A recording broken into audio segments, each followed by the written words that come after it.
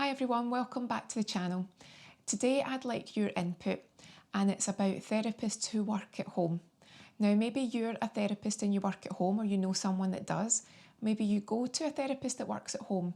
Or you might be interested in giving your opinion because there might be something that therapists who do work at home have never actually considered.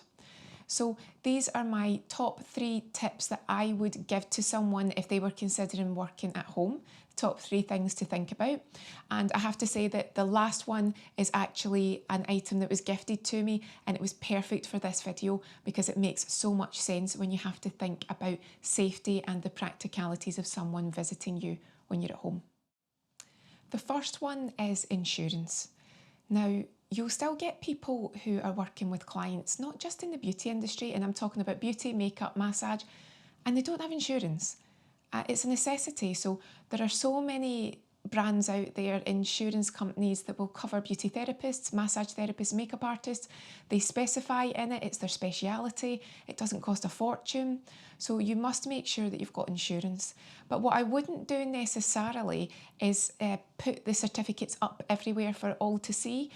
You'll find that some people do because it's a trust. So if you've got a room in the house and you want to proudly put up your certificates and that includes your insurance, then you can do. But there's a flip side where some people actually think that if you put up your insurance certificates, it could actually encourage people to join the dots and think this person's insured.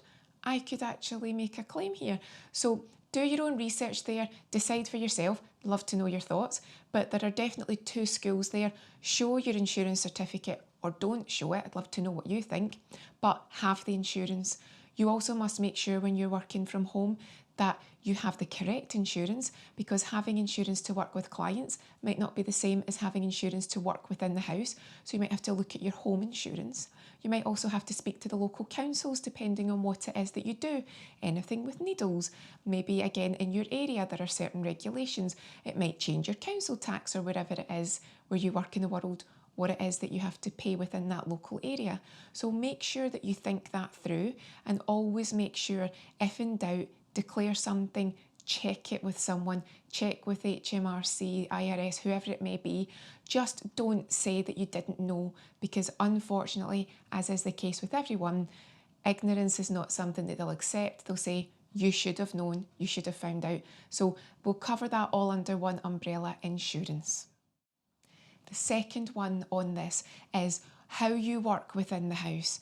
Now, maybe you've got a beauty room, a makeup room, a massage room. That is perfect. That's the goal. But you might not actually have that kind of space and you might have to adapt a room for when people visit. That can happen. So what you want to do is have clear divisions within the house. So you might want to make sure that if someone is visiting the house, you say to whoever else is in the house, I need you to stay in these particular rooms for this amount of time. I've heard stories about people not telling their teenager that someone was in the house and the teenager comes out the shower. Thankfully, they've got something on, but what if they didn't? So you don't want to make that client uncomfortable. You don't want to make the people who live in the house uncomfortable. What you need to do as well is make sure that you've got very divided areas. You want to make sure that you aren't doing some sort of relaxation treatment and someone's playing really loud music or watching a film at high volume right next door, so it's spoiling the effect and the ambience. All of these things that you have to think about.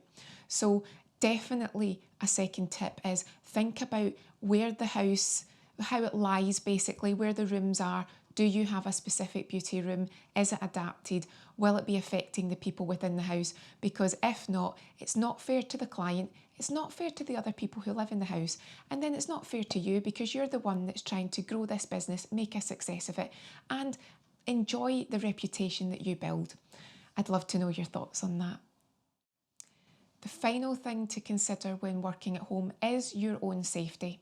Now, you should also take into account the safety of the client.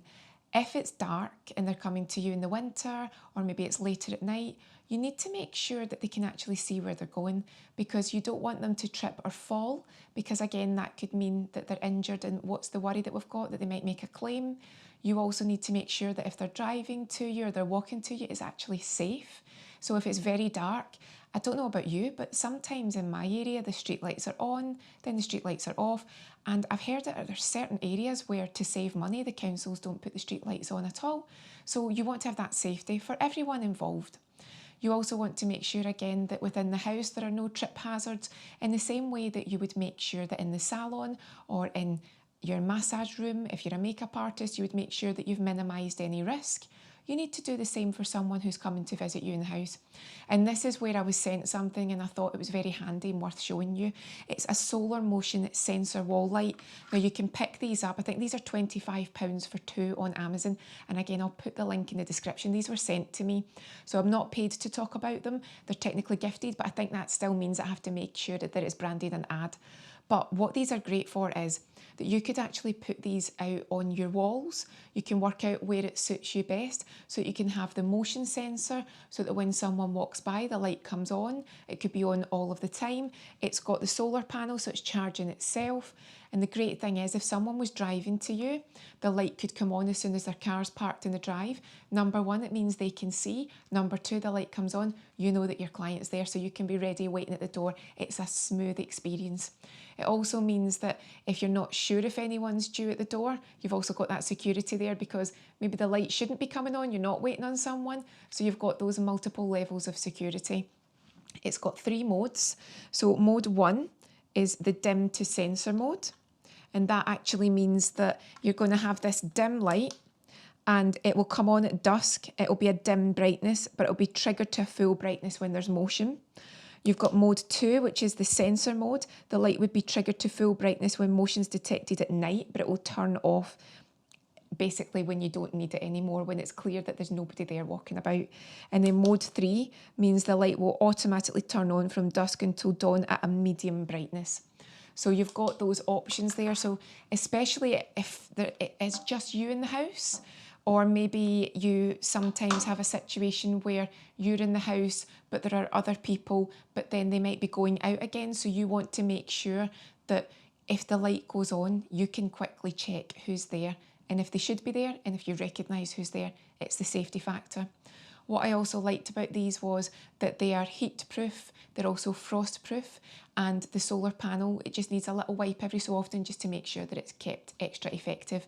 But I thought that was useful because it's a very inexpensive way of making the entrance to the house or the garage or wherever it is they may be entering extra safe, giving you that little warning that someone's there. Everyone feels as if they've got that security. So those are my top 3 tips. I'd love to know your tips. Do you work from home and you've got any safety tips? Do you go to someone and they actually do things and you've never thought about it and you're like, oh, that's a clever idea, they do that. That's clearly them thinking about the safety factor.